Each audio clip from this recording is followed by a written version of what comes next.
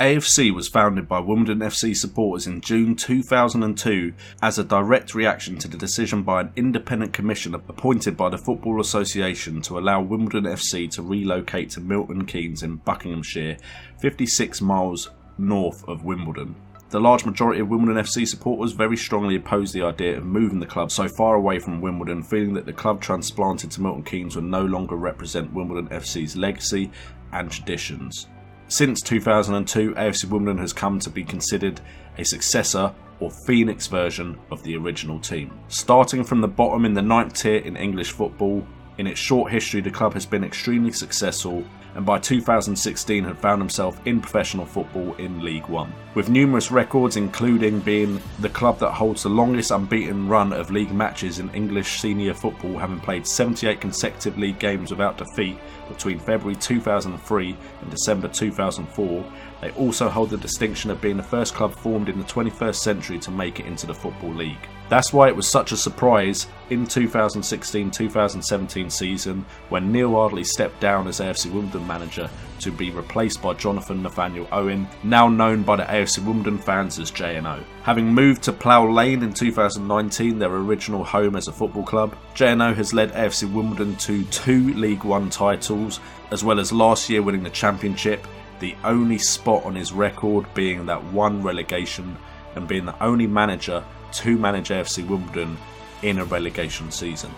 But now, JNO, along with many other managers before him, have seen a club formed in the 21st century reach the top flight of English football. The 2021-22 Premier League season sees AFC Wimbledon start their Premier League journey at Plough Lane against Norwich. Are there going to be more records broken by this phoenix of a club?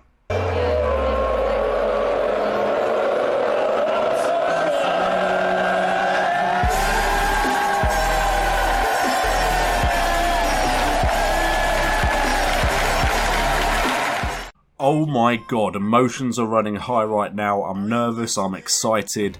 We are about to embark on a Premier League season with AFC Wimbledon in the Premier League in 2021-2022 season. This is season number 6 of the AFC Wimbledon Return to Glory.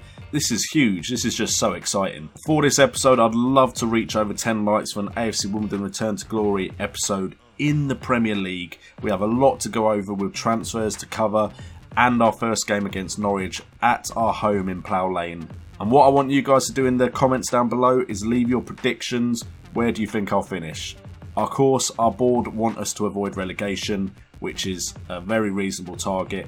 Hopefully we can achieve that this season and then build from that moving forward. But enough chit chat, let's get straight into the transfer history. Now, we haven't actually sold anyone, but Jonathan Walters has retired from professional football. He is now a coach, he's now a manager, probably looking for a job on his National B licence. So we didn't get any money off of him. He didn't really do much for us. We probably didn't need him last season, which is a shame because he is a player I actually quite like and respect and can do a very good job for clubs in Football Manager, but it was probably just a little bit too late in his career. So he is retired and is no longer part of the AFC Wimbledon setup. One newsworthy bit of business going out of the club, but not permanently, is Jake Leach going out on loan to Crewe. We're actually getting paid a decent amount a month for this loan deal as well. So it's good, it benefits us as far as our bank balance goes. And Jack Leach hadn't done anything wrong, so it's not like we didn't want to keep him at the club. But of course we had brought in some new signings, so he probably wasn't going to feature as much as he should.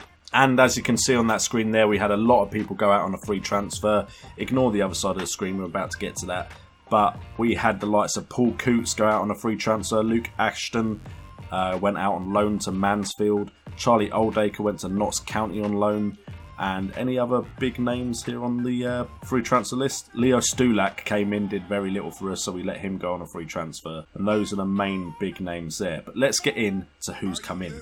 And our biggest bit of business is a 23-year-old Brazilian player, fairly professional, going by the name of Matheus Pereira. Valued at 11.5 million now. We're paying him 31k per week, and his contract is until 2025.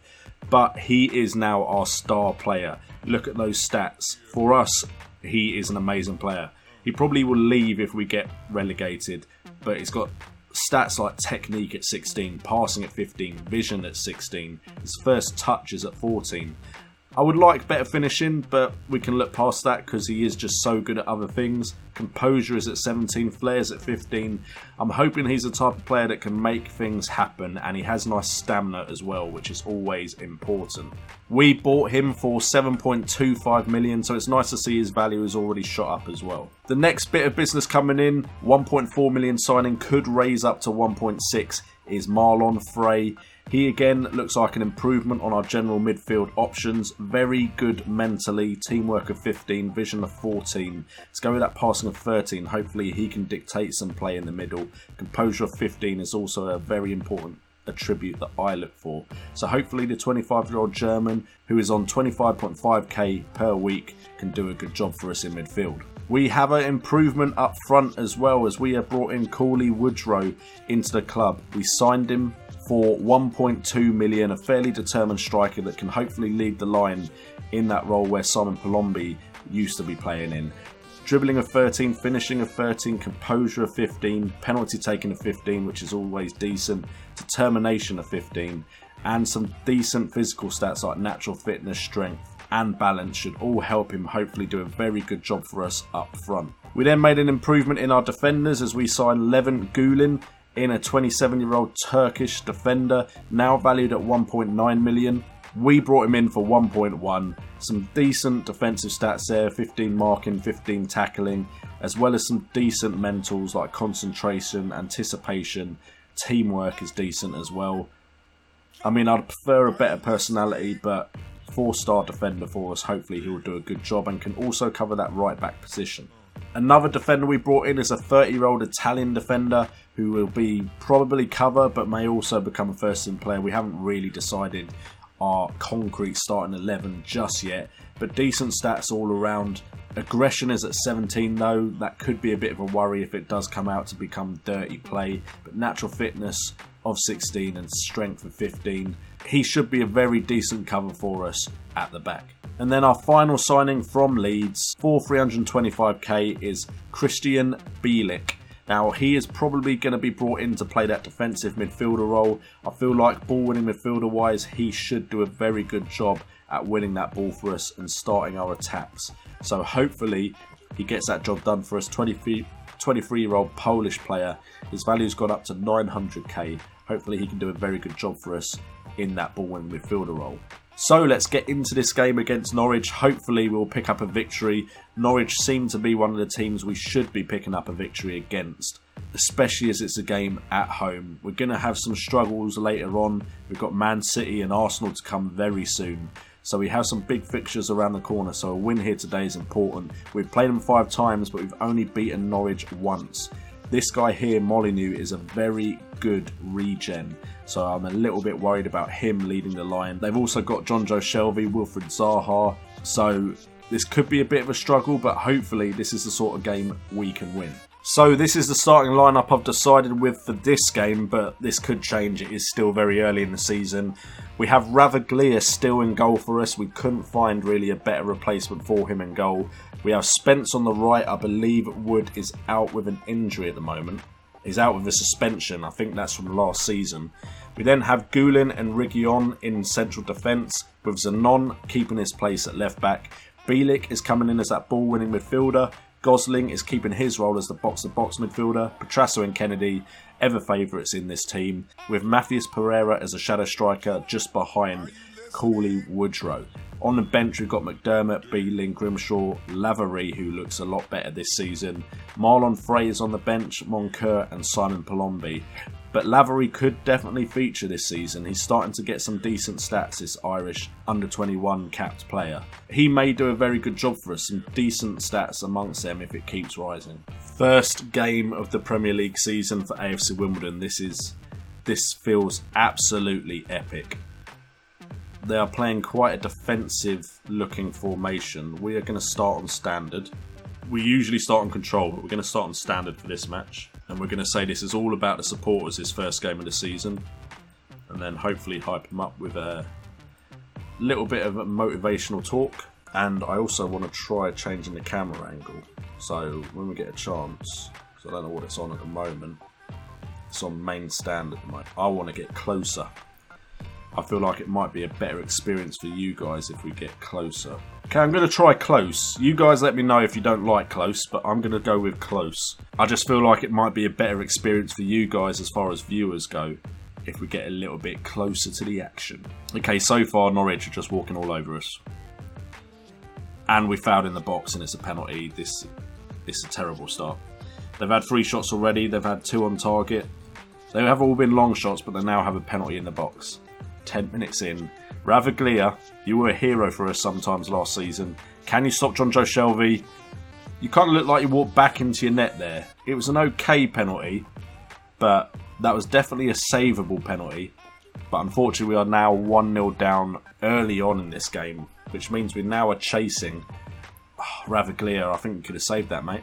I really think you could have saved that one. They are all over us at the moment. So we're going to bump it up to control. See if we can find any gaps behind their defence. Alright, we've had a chance. That is definitely a bonus.